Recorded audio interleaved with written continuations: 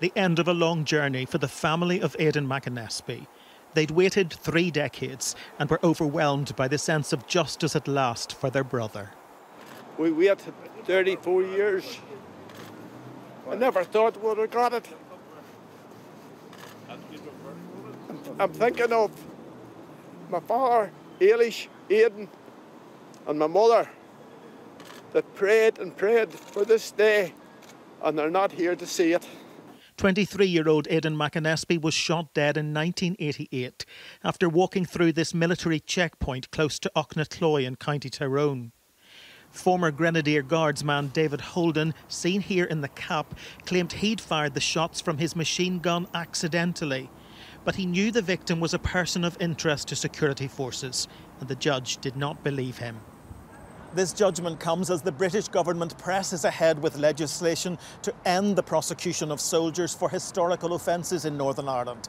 It offers a de facto amnesty to anyone who's prepared to engage with a new truth recovery body.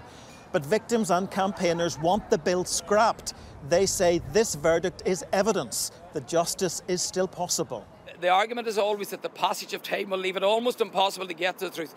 This ruling today actually blows that out of the water and says it is possible for other families, and we would encourage the McAnespie family, and everyone here would encourage other families, do not give up hope. Outside court, those protesting against the prosecution of veterans expressed support for the bill and said David Holden would appeal. Veterans, I can say, will be deeply disappointed by this verdict. I'm saddened by it, but it's not over for David yet. I understand that the family are going to feel completely different to us veterans, and they will have their time to say what they say. But for us, the witch hunt continues.